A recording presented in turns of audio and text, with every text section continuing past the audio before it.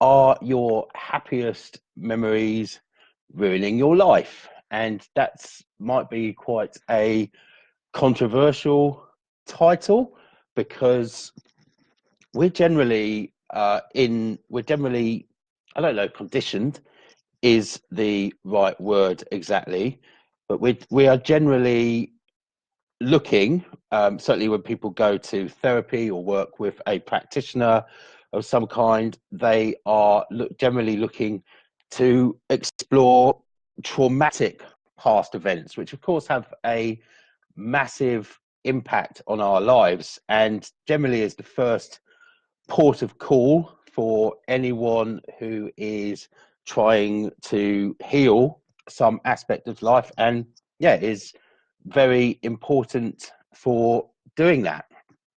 However, this is kind of based on the trauma model, and there are many other aspects to explore. Now, the other day I did a live stream on some other areas that might be causing you to be blocked in life, whether it's resolving health conditions or psychological behavior patterns or other life issues which aren't to do with trauma. But one in particular that I think needs more explanation is the idea of how your happiest memories can actually be ruining your life. So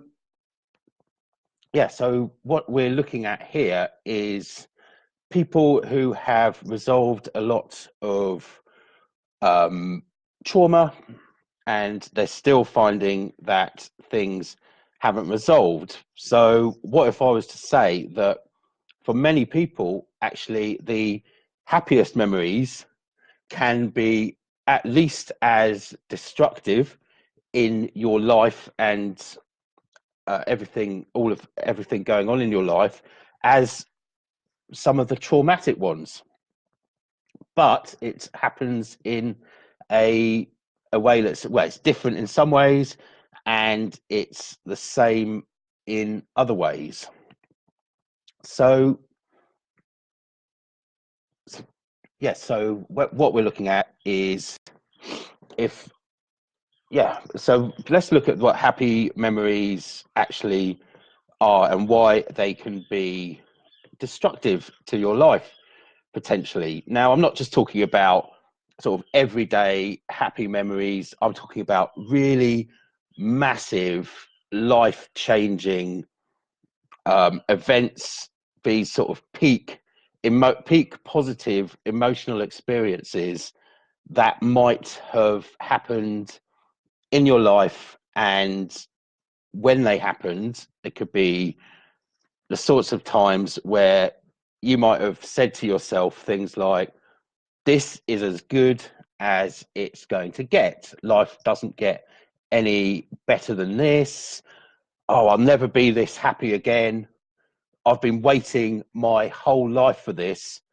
I can't imagine life getting any better than this. These are sorts of thoughts that might be happening in these memories, in these times, in these events where everything is just seems to be aligned to make you have this perfect transcendent experience where every single aspect, the people who are there, the things that happen, the surroundings that you're in, all come together to just create this wonderful, perfect moment, or that's what it feels like.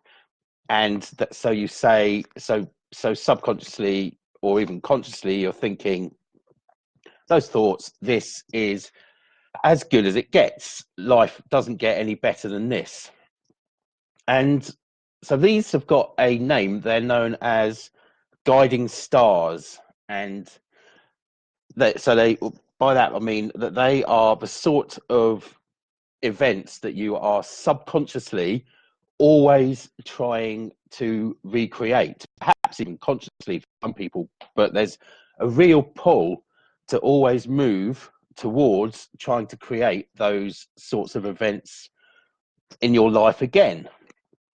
And not that there's necessarily anything wrong with this, but it can have some toxic impacts on your life if it is associated with those suggestions that you've created for yourself, such as this is as good as it's ever going to get, life doesn't get any better than this, all of those sort of statements that shut down your opportunity to have positive experiences in the future, or more positive experiences than this. Now, if you think about those sorts of statements, if you say, you know, life's not going to get any better than this, this is that perfect moment, I can't imagine anything better.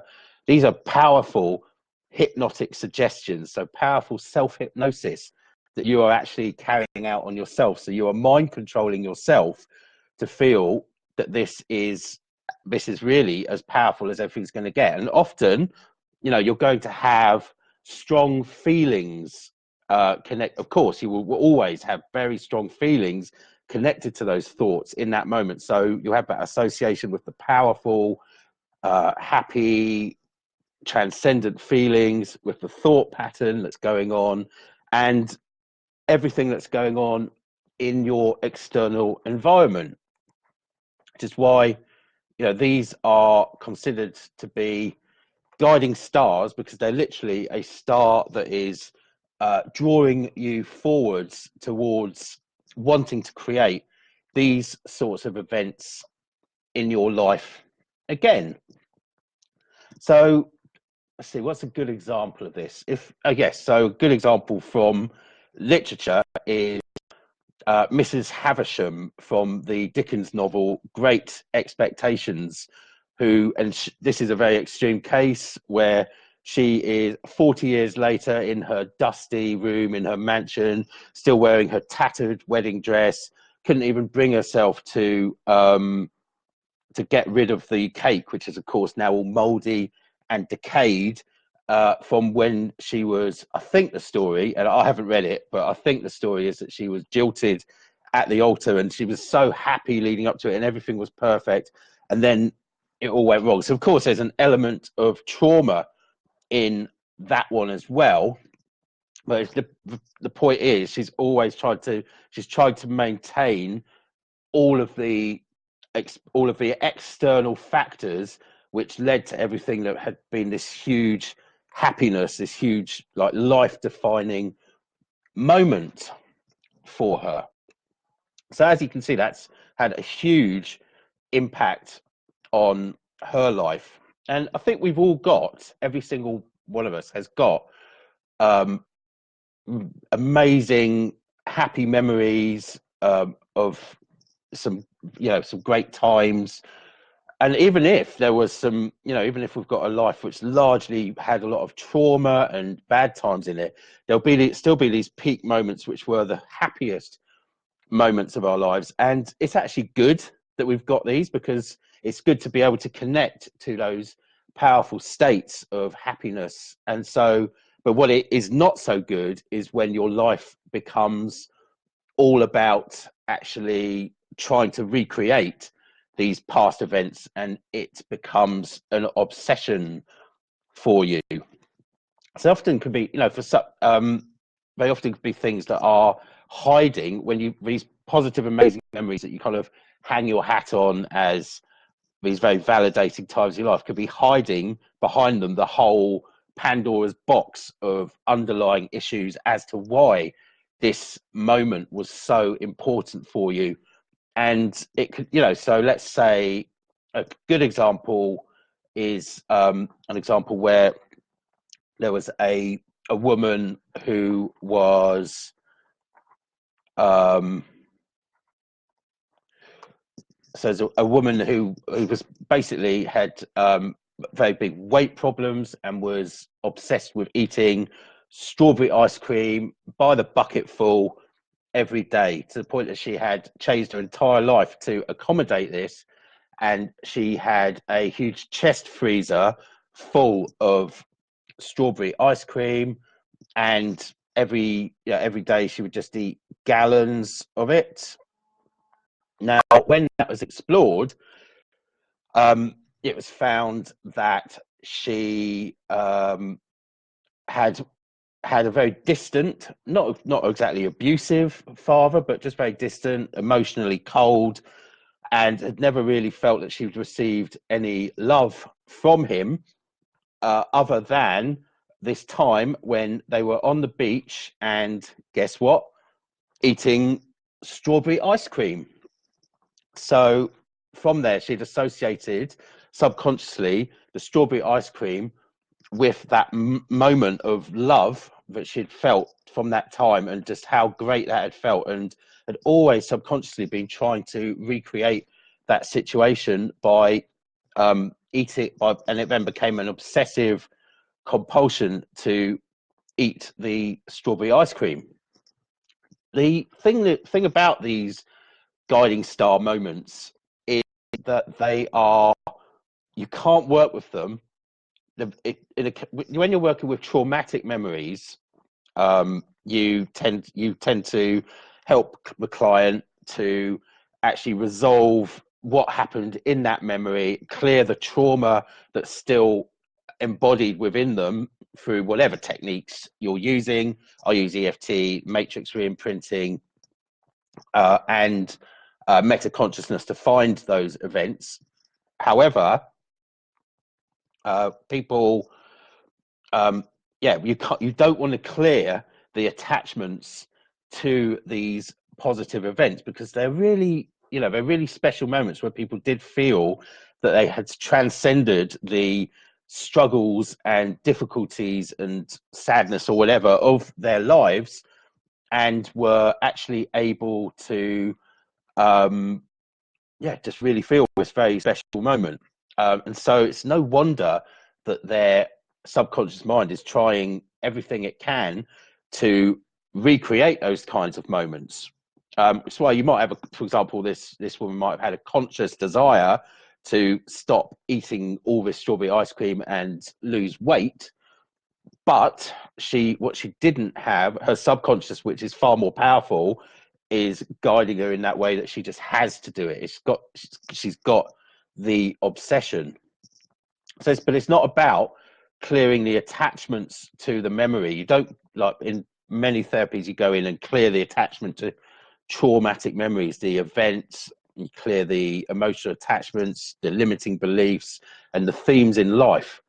With these positive memories, it's a much more of an exploratory process, really, where you actually have to find what's going on behind the memory. Why was it what was the meaning that it had, which was not represented in the rest of their life, and change their understanding of the theme, so that the positive memories, instead of being like an anchor that's holding them into a pattern of having to try and recreate those events over and over again in their life, actually they can then become positive, truly positive for people, that they become, evidence that they can access that energy of happiness and feeling great. But it's not necessarily about the things that were there. It can be that they can access those feelings anyway, and they can look forwards to times that they can feel those states of being which they really value, without necessarily having to try and go back and create the event that was there. So okay, so see, there's a few people here now, so welcome everybody. Feel free to ask any questions. I'd be delighted to answer any questions about this subject if I can, and I'd also love any heart reacts or of anything like that, so that this actually gets the information out to more people who could benefit from it. Okay, so with that, I'm going to look at a few more examples of these these sorts of events, and how they might impact on people's lives. Now, I guess one of the most powerful ones, where it can be most commonly seen, is in addictions. So addictions to substances, or even if it's not an addiction, just a sort of obsession with creating situations around substances. So let's just, I guess an example could be someone who takes heroin for the first time and finds themselves in having this absolutely amazing, transcendent experience. Everything is just so great. Like, wow, that feels amazing. And then they're always trying to recreate that high that they never ever get again. And of course, with that situation, then I mean, heroin's quite an extreme example, but with that, then you'd really be looking at what, in that case, it's what they were trying to avoid or what was miserable in their life that might have led them to actually get into that situation. And then you can use whatever techniques, processes. There'd be many things needed often to help people to resolve addictions like that. Lots of physical changes in life, changing the actual not changing their situation, changing their access, of course, and the physical reality of that drug, the physical effects it has on their body, but also understanding perhaps through that why it was such a transcendent experience for them, why it was so powerful, and why it's affecting their life. Perhaps a lesser example might be, which is not such an addictive substance, but ecstasy. So someone who had this transcendent experience when they went to a rave, and they just felt this deep, profound connection with everybody there, and it was just an amazing time for them. And that's okay. They had to trying to recreate that experience over and over again through believing that they have to take this ecstasy to actually get themselves into that state again. And what they're actually missing there, what you're looking at there, is actually trying to find the connection with people. And so rather than just, it's not that you'd want them to not have had that amazing experience and ruin the emotional enjoyment that they had from that memory of being at this amazing party and everything happening, but it was just great. It's about how they can create connection and feel those connective states without having to have that drug substance. Now, of course, actually MDMA is being used it's starting to being used as an effective treatment in many cases. So it's not necessarily that is a substance that is bad or anything like that. It's more about the meaning that they created while they were actually, what was created in that moment of, this is as good as it gets. I have to have ecstasy so that I can feel this way, or whatever it might have been. So yeah, any questions and from anyone that's here at the moment? Anything that anyone would like me to answer? Okay, so let's think about a way that, a guiding star moment, perhaps for somebody which might cause a physical health condition. So what I'm looking so let's say it was someone who was an athlete, and maybe they were quite a good athlete, but they weren't the best ever. But just one time in their life, they won a gold medal, let's say, and that was an incredible experience for them. And it's not only that they felt amazing because they'd won, they got let's say tied up in it as well was the first time they'd felt truly this love from their parents, who'd been really pushing them to be an athlete.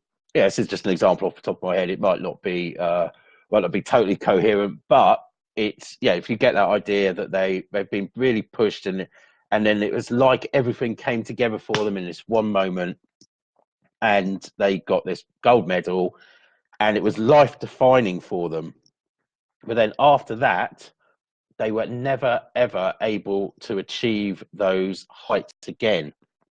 So within this, then they create this I'm not good enough belief, or I have, and it could have other beliefs I have to achieve to get love. I'm unlovable if I'm not successful. So many different beliefs that could be getting created as a result of that happiest moment, that guiding star moment.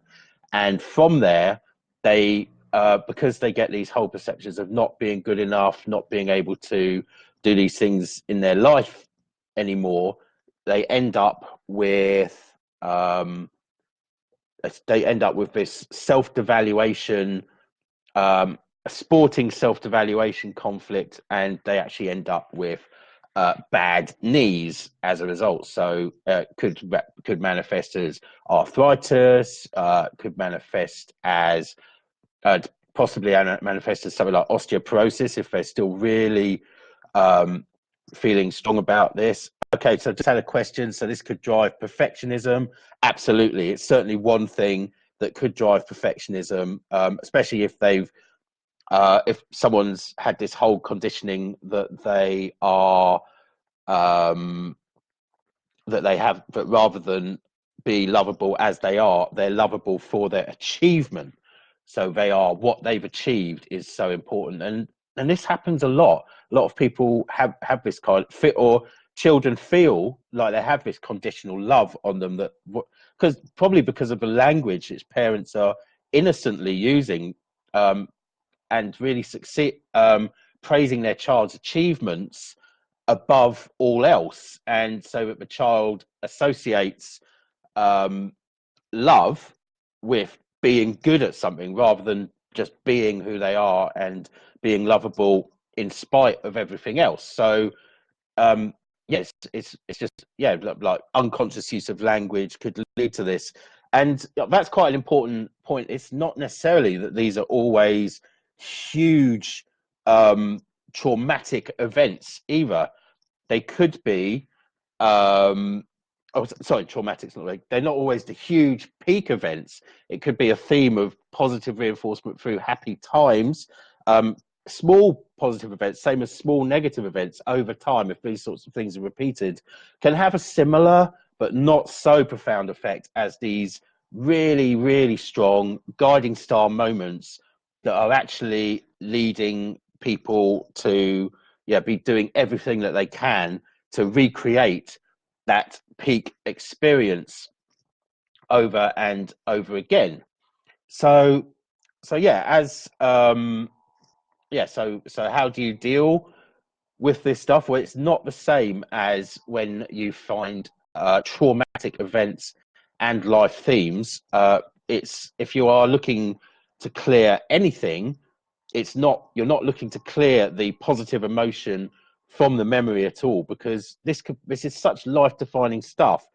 It could be, it could be truly, really quite upsetting for people when if they come to a decision, oh, actually, I've been living a lie. My life is meaningless without this. So you want to maintain the positive aspects of the meaning and find a way that people can actually see that they can achieve those meanings, or the way those meanings feel to them, without having to carry out all of the negative patterns, the obsession and everything with trying to create what feels like these past experiences. Of course, behind that as well, these very, very positive guiding starred memories can kind of act as gatekeepers. So you can use them to find the negative. You can actually use them to find perhaps a whole new trail of limiting beliefs, emotional blocks, negative events, life themes that led to this being a peak experience, because it was so contrary to the way that they were normally, the way that their normal life was. If we think back to that example of the girl who with the strawberry ice cream, where she had that one moment of real loving connection with a dad who, again, it wasn't an abusive dad or anything, but he just was emotionally distant, and very maybe practical, but never said that he loved her other than that moment, or where she felt that real love associated with the strawberry ice cream. So it's about, yeah, then finding those patterns of, in that case, not being lovable or not feeling lovable, or conditional love, and yeah, working out how to actually change that pattern, by, yeah, releasing all of the beliefs and memories around being unlovable, without, other than this situation, but then also creating a future, or an attachment to a future, and the things that you can do in life now to really start to feel that that you're lovable, irrespective of whatever it was that was going on in this powerful memory, or yeah, or that you can feel connection without the drug, or that you can, um yeah, so these they become like guiding emotions for you to create a future, that where you feel these things, these states that you obviously value, but you don't have to have all of the things that were in the picture that you're associating with that feeling, such as with, you know, with Mrs. Havisham and her wedding cake, a mouldy old wedding cake, a tattered wedding gown, as she thinks back to that memory that she's always trying to recreate. So, so yeah, so these can be extremely powerful because of the meaning that we give them. And it's not about taking the happiness away from these memories. It's about changing that perception and belief that life's not going to get better, or life can never be as good as those memories again. And from there, actually starting to be able to create a future, and even a time now where you can move towards those feelings, and just and know that they are available to you, and so it becomes a positive rather than a toxic life pattern. Okay, so hopefully, as always with these lives, there's probably much more that I could have included that I didn't manage to get, get across here. But yeah, I think I've given the gist of what these memories are. Has anyone got any questions? Anything that I might be able to answer that might sort of fill out a little bit more of this? Any thoughts on how these guiding star happy memories can really be, having this big sort of impact on your life? Okay, I'll just wait for everything to catch up here. And yeah, one thing I do want to say is that because these can be, actually, if you've got a really strong guiding, transcendent, powerful experience, it can have so much meaning in your life that actually unpicking it can be a process that you have to do very carefully and gently.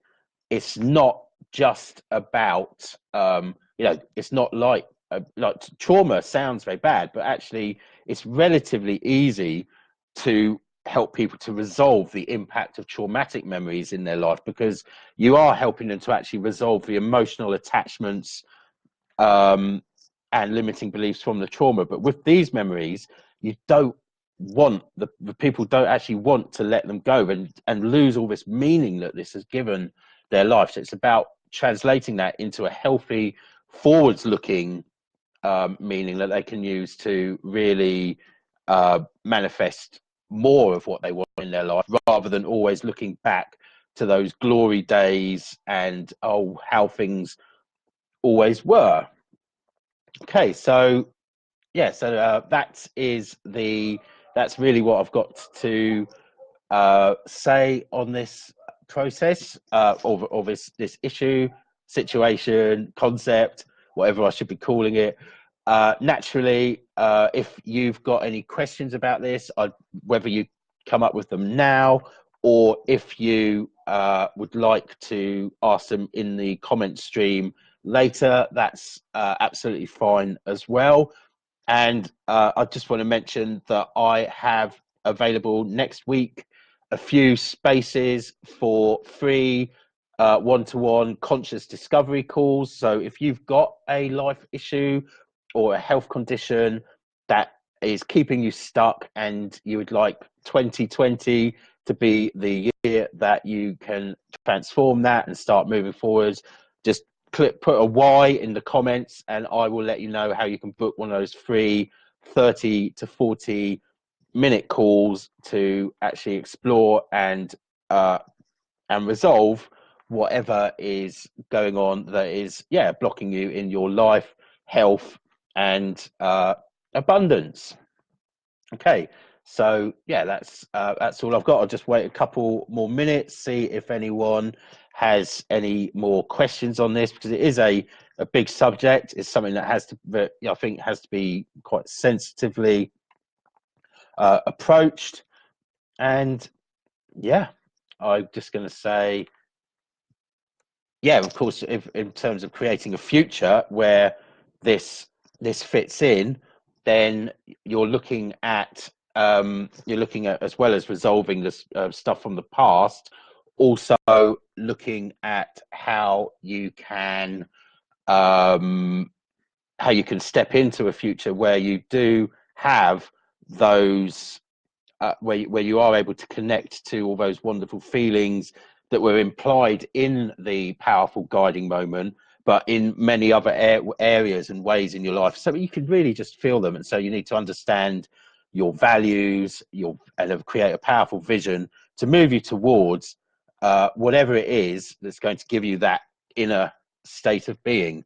So really appreciate you joining me. I hope you found it interesting. I'd be delighted if you could give me some heart reacts, and that will help this ultimately to get out to more people. And of course, one last time, if you want a free 30 to 40-minute conscious discovery call to actually explore something that's going on in your life, and how the unlimited choice really that you have to move forwards and transform that, then just comment Y or drop me a message, and I'll be delighted to send you the information on how you can book that. So lots of love to you all.